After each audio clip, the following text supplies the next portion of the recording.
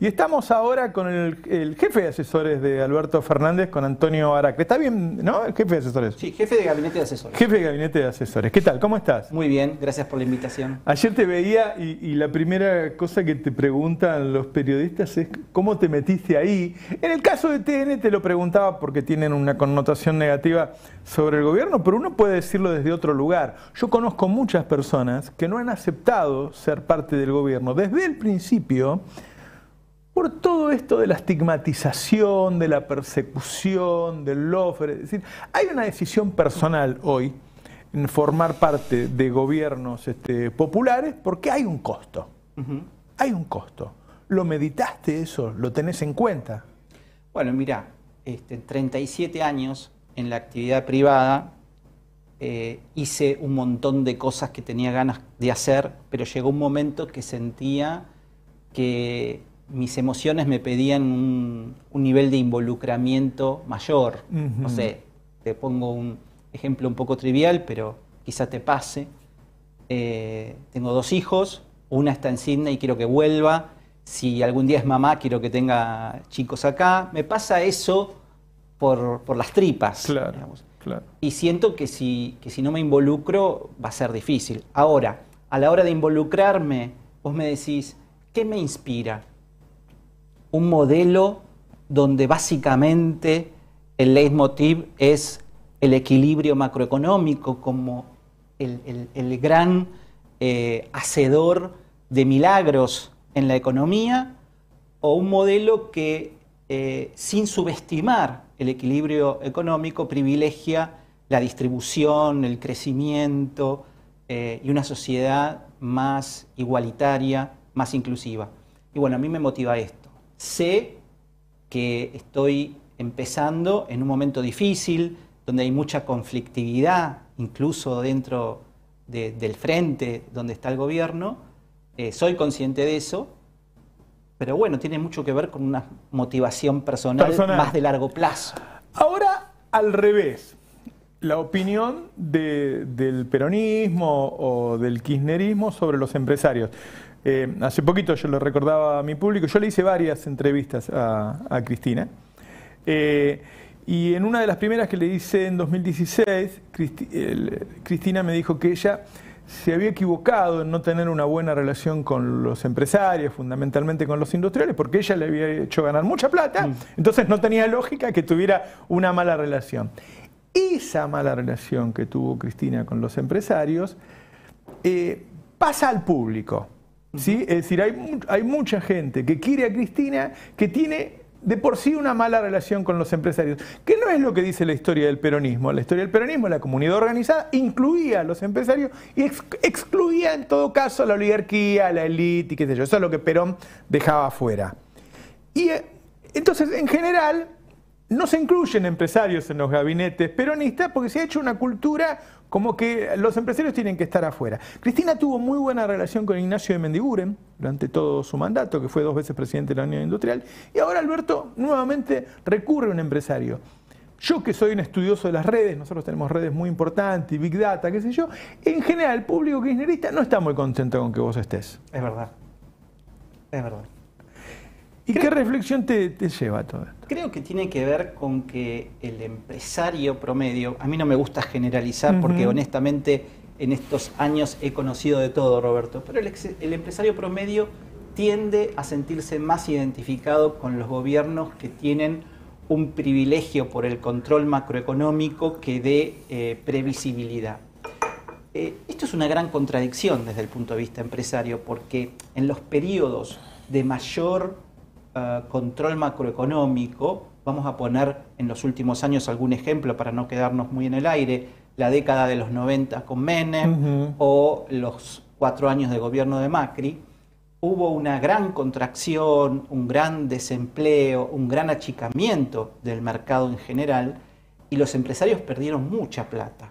Vos me podrás decir, bueno, pero la inflación era más baja relativamente porque el último año de Macri, los últimos 2, te diría, tanto la devaluación como la inflación fueron muy fuertes.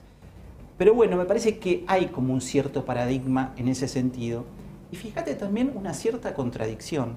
Cuando escuchás a los mega empresarios dueños de unicornios muy fuertes en la Argentina, que hoy poseen fortunas muy importantes a nivel mundial, Así es. no a nivel local. Así es. ¿Dónde se crearon esas empresas? ¿A la luz de qué entorno? Porque en los últimos 50 años en Argentina tuvimos inflación, distorsión del mercado cambiario, impuestos supuestamente altos, y aquí en algún momento me gustaría distinguir entre carga fiscal y presión fiscal, que son cosas muy distintas. Claro. Y sin embargo, se pudieron desarrollar, pudieron crecer y pudieron destacarse en este entorno. Es decir, que ahí hay algo más profundo, más sociológico, te diría, que económico, en esa reacción de algunos empresarios que podríamos considerar no muy amigable con el peronismo. Ahora, ¿alguna vez el peronismo supo trabajar cámaras empresarias peronistas? Claro. Eso hace rato que no sucede. Algún intento hizo Moreno en su momento. No sé si tienen por qué ser peronistas, pero por lo menos que los distinga una idea de país distinta. Sí, y te digo que existen, no cámaras, pero existen empresarios. Yo hasta el año pasado me juntaba en grupos de 10 o 15 en alguna casa para tener cenas y charlar, donde muchos de nosotros teníamos visiones muy divergentes a lo que normalmente se escucha como comunicados oficiales de AEA o de UIA, ¿no? El tema es que esas organizaciones están manejadas por comisiones directivas donde la influencia de cómo se componen esas comisiones directivas está muy delimitada por 4 o 5 grupos muy fuertes, que normalmente son quienes financian esas asociaciones y quienes terminan disponiendo el tono de la comunicación de esas asociaciones. Cuando empresas más chicas o empresarios más jóvenes con otras ideas pretenden incursionar o crecer, normalmente no se los deja o no se les hace demasiado lugar. Esto es muy común, por ejemplo, en la UIA con los grupos de jóvenes, que normalmente tienen ideas mucho más progresistas y distintas respecto del modelo de crecimiento económico de la Argentina. Pero bueno, es parte de las dificultades.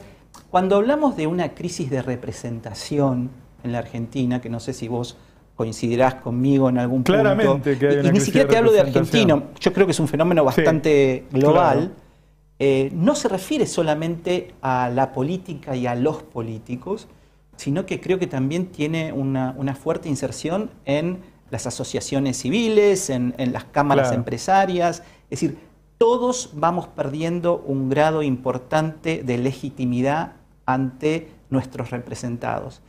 Y esto es lo que yo creo que nos va a obligar en los próximos años, espero que sean pocos, a repensar algunos modelos, porque la sociedad está angustiada, agotada, un poco harta.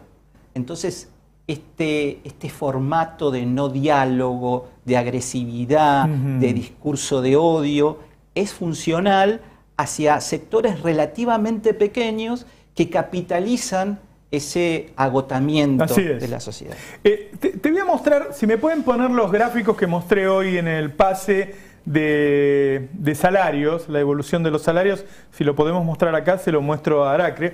Mira, esto es el salario real del asalariado registrado. Es una persona que tiene un salario formal, tuvo una fuerte caída durante el gobierno de Mauricio Macri, en el último año fundamentalmente una caída del 8,8%, pero en el gobierno del Frente de Todos sigue cayendo. Muy leve, pero si vos venís extenuado de una fuerte caída, cae un 1,2% en 2020, un 3,2% en 2021 y un 0,6% en 2022. Uno supone, aunque no salió el número de 2022 de no registrados, que debe haber sido igual o peor, ¿no? Todavía eso no salió porque eso lo hace el INDEC. Tenemos otro gráfico que muestra la serie histórica, que lo mostramos en el pase, y si vos te fijás, estás en base 100, 194 en diciembre de 2022, y mirá, diciembre de 2001, 199. Es decir, el salario bruto a precios constantes es más bajo que en diciembre de 2001. No hay que confundir con la crisis de 2001 que sucede en 2012. Claro, pues ahí tenés el 140, claro, no que es el verdadero no hay que pico, confundir. ¿no? Pero sí venían varios años de recesión y un gobierno menemista que, hablando de representación, no era muy representativo de lo que era el peronismo. Es verdad. ¿Sí, Antonio? Entonces, ahí pienso yo, y te pido la reflexión a vos, si el problema no está ahí, en el bajo poder adquisitivo de los trabajadores está el problema de representación del peronismo hoy, me parece. Bueno, déjame extenderme un poquitito en esta dale. respuesta. Lo primero que quiero decirte es, pongamos en perspectiva, porque estas elecciones son muy importantes, ¿no? O sea, la Argentina cambia su matriz productiva en los próximos 10 años y quien gane el 2023 tiene altas chances de quedarse 10 años en el poder. Entonces yo le pido a la gente que reflexione sobre a qué modelo le quiere dar la llave por 10 años. A un modelo de extracción, acumulación y derrame a los premios si ocurre, o a un modelo de desarrollo con industrialización, crecimiento y distribución desde el comienzo, ¿no? ¿Y por qué te digo esto? Porque en ese periodo del 2016 al 2019 se perdieron 20 puntos del poder adquisitivo del salario. Y como vos bien decís, nos costó en el periodo que llevamos con Alberto Fernández recuperar. Por suerte prácticamente no se perdió más, pero costó mucho la recuperación. Ahí déjame darte el primer argumento racional que tengo para esto y que a veces lo subestimamos mucho. Tomamos un país destruido, sin crédito, en default con el Fondo Monetario, reperfilado el endeudamiento local. A los 3 meses sucede una pandemia espantosa donde todos los países podían recurrir a fuentes de endeudamiento genuinas y nosotros lo único que podíamos hacer es emitir para sostener el trabajo en las empresas y darle un IFE a los que no tenían ni siquiera eso. Perdóname que vuelva a hacer un poco de historia, pero la gente se olvida de esto. Porque esa emisión, ese déficit de casi 8 puntos del PBI, todavía hoy nos está costando niveles de inflación muy altas y necesidad de absorber todos esos pesos con las LELIQs que nos cuestan un montón de plata, pero que fue imprescindible hacer para poder sostener a la gente más vulnerable en el 2020 y en el 2021. Ahora bien, volvamos al punto que vos mencionabas de por qué no se puede hacer algo para acelerar la recuperación del poder adquisitivo. Y ahí yo me permito que intercambiemos un poco de opiniones, porque además vos de economía entendés un montón, hasta probablemente más que yo. ¿Cuánto puede hacer el Estado en ese proceso? Ejemplo, el gobierno dispone paritarias libres, abiertas, para que cada sector gremial discuta las mejores negociaciones posibles, y vos te encontrás con algunos sectores que tienen discusiones muy interesantes que terminan con crecimientos del salario muy importantes y otras que por ahí no tanto, pero donde vos te encontrás en general, en buena parte de los sindicatos, una rotunda negativa es hablar de cifras fijas que hagan que el salario o los salarios más bajos se recuperen proporcionalmente más y más rápido.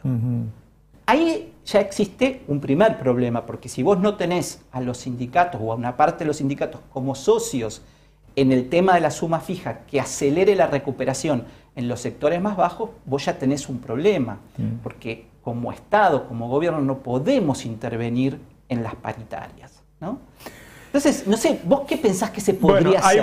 Ahí voy. Si uno abre esa caída que te mostré recién, se encuentra con que el decil más alto tuvo una caída de apenas 0,3 y el decil más bajo tuvo una caída del 5% del año pasado, solo el año pasado. Quiere decir que hay un problema en el decil más bajo y que una suma fija iría a trabajar justo sobre ese problema que estamos teniendo. Y vos que sabés de política mucho más que yo, ¿por qué pensás que buena parte de los sindicatos no quiere incorporar el tema de la suma fija? Bueno, hay una pérdida de poder, de manejo para quien dice yo soy el dueño de tu salario, yo te represento, tiene una pérdida de representación. Yo creo que el Frente de Todos se debilitó en las internas de tal manera que hizo que no pueda imponer determinadas cosas. Para mí, a ver, la inflación ya está. Vos estás en este momento. El primer semestre del año pasado vos tenías crecimiento con una inflación de 4 puntos, 4 puntos y medio. Ahora tenés estancamiento o una leve caída con una inflación del 6. A mí me da la impresión que llega un momento en la vida que uno tiene que tomar una decisión, ¿no? Si vos apuntás a una paritaria del 60, es decir, pones a los salarios a jugar para bajar inflación, a mí me parece que vas a jugar a que los salarios pierdan. Yo creo que hay que poner todo en un shock distributivo.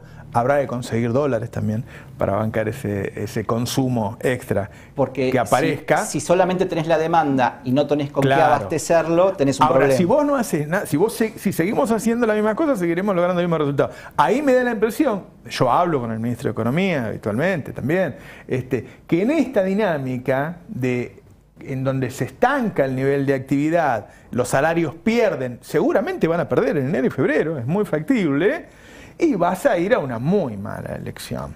Yo creo que tenemos que poner todos los cañones en evitar que se produzca un estancamiento del crecimiento. Es decir, priorizar que el uso de los dólares, poco o muchos que tengamos, golpeados por la sequía, apalancados con una mejor negociación con el Fondo Monetario, se usen para los insumos críticos industriales, alimentos, medicamentos, y no para algunas otras cosas que por ahí no son tan imprescindibles. Seguramente el ministro de Economía va a encontrar los incentivos adecuados para que eso pase.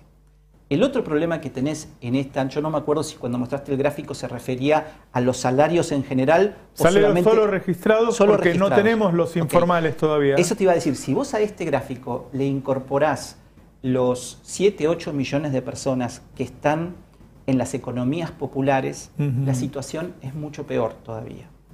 Y esto es lo que a mí me desvela, digamos, y a veces hasta me hace decir cosas que no quiero decir, pero yo creo que como peronista, el gobierno tiene que encontrarle una solución creativa a la formalización de esos millones de argentinos que hoy no tienen la dignidad de poder tener una tarjeta de crédito, de poder ir al banco y presentar un quill para que le ofrezcan un crédito, que se puedan comprar una herramienta, una máquina, si están en el ramo textil, si están en el ramo de la electricidad o de la plomería. Es muy difícil para ellos sacar la cabeza por afuera del agua. Es imprescindible que trabajemos en algún proyecto, algo hay dando vueltas en diputados, quizá haya que perfeccionarlo, algún puente de monotributo para las economías populares sostenido por el Estado durante 2 años, que formalice todas las actividades. De alguna manera, poner en blanco todos esos procesos aguas abajo y aguas arriba de esas economías populares, te va a generar un crecimiento económico que hoy no está visible, que va a financiar de por sí ese costo que podés tener en el periodo intermedio para subsidiar ese monotributo. Y va a ayudar a que los salarios no tiren para abajo producto de esta gran informalidad que existe, ¿no? Y lo propio pasa, por ejemplo, con A mí me parece bien, yo ya te lo he escuchado, esa idea, y me parece interesante. También hay que dejar de mirar al monotributista como pobre. No todos los monotributistas son pobres. Se ha generado, no solo acá, sino en el mundo, en los últimos años, una suerte de laburo independiente. Es el futuro, sí, Roberto. Claro, por las características de los nuevos empleos, que hace que mucha gente no está con un trabajo en blanco, pero le va bien. Exactamente. ¿Sí? Y hay que trabajar para que le vaya mejor. El monotributo esconde mucho, ¿no? Porque es un lugar en donde muchos se refugian. ¿Viste cuando se hizo para los subsidios de tarifas, que la gente tuvo que poner un montón de datos y había muchos que no pedían los subsidios porque si no tienen que contar que en realidad ganan más, y qué sé yo, y hay un lugar en donde se refugian. Hay de todo.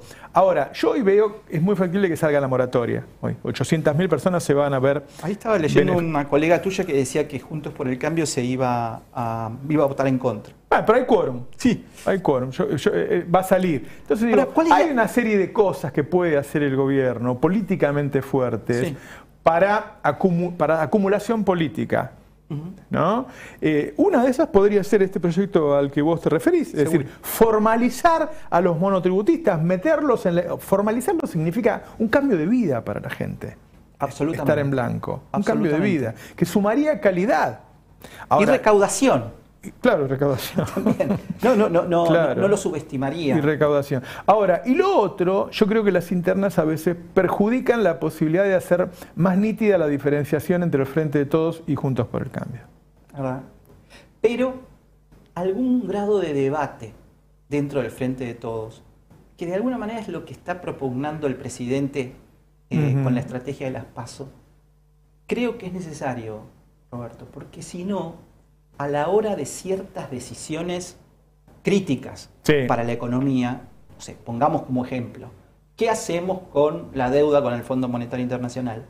Se desnuda demasiado frente al electorado diferencias muy profundas en algunas cosas que me parece que es conveniente discutirlas previamente, lograr determinados acuerdos programáticos. No siempre vamos a estar de acuerdo todos en todo, pero hay que hacer concesiones que a la hora de votar y apoyar determinadas cosas, este es el acuerdo programático del Frente de Todos sobre el cual todos vamos a ir atrás de eso. Bueno, de hecho, hace 2 semanas, un domingo, en una nota, Máximo Kirchner dijo que había que renegociar con el fondo porque no se podía pagar, y el mismo día estaba Massa dando una entrevista a un medio estadounidense diciendo que en 2025 podíamos pagar tranquilamente con las exportaciones que van a surgir de la energía. Es decir, hay diferencias no solo entre lo que supone el albertismo y el cristinismo, sino también con el Frente Renovador. Que es uno de los más protegidos, si querés, dentro de la interna, ¿no? Y me parece bien, porque es proteger a la economía, claro, que es blindarnos todos. Y está bien eso. Pero yo creo que esa discusión va a ser positiva de cara a las elecciones del 2023. O sea, vos lo que decís es que es necesario una PASO para que el Frente de Todos tenga una interna y decida determinados temas. Sí, y yo no descartaría que se pueda llegar a las PASO con un candidato. Pero me parece que esta tensión previa a las PASO a lo que debería llevar es a discutir el programa. Vos sabés que cualquier PASO la gana el candidato de Cristina, ¿no? Sí existe. No sabemos, ¿no? Ella hasta ahora no se expidió en ese sentido. Pero lo que sí está claro es que Cristina es la persona que más votos tiene dentro del Frente de Todos. Ha dicho que no se quiere presentar, pero todo es revisable en la vida. Bueno, y está caminando Guado de Pedro, que es de su riñón más cercano. Correcto. Y bueno, y ahí habrá que ver. Pero yo insisto, si solo pensamos en nombres y en combinaciones, podemos llegar a caer en otro problema, que es no definir qué nos une. Yo te digo algo en lo personal. Yo creo que el desafío de Aracre debería ser crear grupos de empresarios con otro tipo, ni siquiera le pongo nombre, con otro tipo de ideas. Yo trabajé en un grupo, Indalo, en donde los dueños de Indalo tienen otra mirada de la economía del resto de sus colegas. Realmente tienen otra mirada. Y hay muchos. Bueno, eso debería salir a la luz, eso debería estar, porque si no en los medios de comunicación uno escucha todo el tiempo empresarios que tienen ideas, que a mi juicio además son viejas, son todo... No, pero ojo, mirá, yo te voy a decir una cosa, durante los últimos años que yo estuve trabajando en el sector privado, yo venía expresándome de una manera muy similar a la que lo estoy haciendo ahora.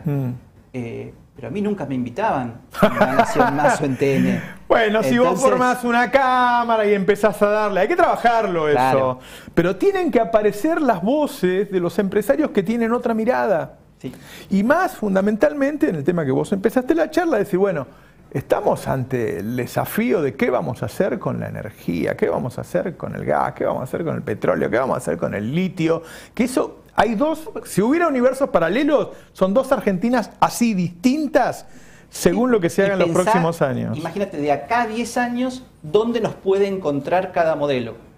O 20. Porque esto también tiene una limitación, Roberto. No es que estas energías y estos recursos naturales son eternos. Así es. Tenés una ventana de oportunidad. Hay que ver qué haces con eso. ¿Cómo invertís ese dinero para industrializar procesos, para mejorar el conocimiento, la educación, etcétera? Yo a veces escucho gente, sobre todo de la oposición, que dice, voy a bajar impuestos, voy a achicar el déficit fiscal y voy a invertir en educación y en salud. Yo digo, bueno, a menos que sea magia, la verdad, en economía eso es imposible. Claro. Y entonces viene con el gasto de la política. Yo les pido, por favor, que hagan una itemización diciendo todo lo que van a eliminar de la política y que cuantifiquen. Porque de verdad es un mito que se puede bajar 3 puntos del PBI reduciendo el costo de la política. Y aún así, los bajás. Pero los jubilados siguen ganando una miseria. Los maestros siguen ganando muy mal. Los médicos te hacen durante 15 días una sentada para poder tener un salario de 120.000 pesos haciendo guardias de 3 días de 24 horas. Es decir, que seguimos teniendo una deuda de salarios en el sector público profesional y no profesional, pero me refiero a docentes, policías, médicos, muy malos, para no hablar de jubilados. Entonces, no alcanza con eso. Así es. Antonio, te agradezco mucho por haber venido. Un placer. Y bueno, si llegan a armar esa cámara o como se vaya a llamar, acá van a tener un lugar, porque a mí me interesa mucho el tema de la representación sindical, empresaria, de organizaciones sociales, y que la gente se vaya acostumbrando a esas nuevas caras, a esas nuevas representaciones. Yo, a ver, acabo de hablar de la competencia, ¿no? Por decir, claro. Dalo. Pero yo respeto mucho que tengan una idea que vaya en contra de la corriente, porque ir en contra de la corriente siempre genera problemas. Así es. ¿No? Un gusto. Igualmente. Un país unido por la radio.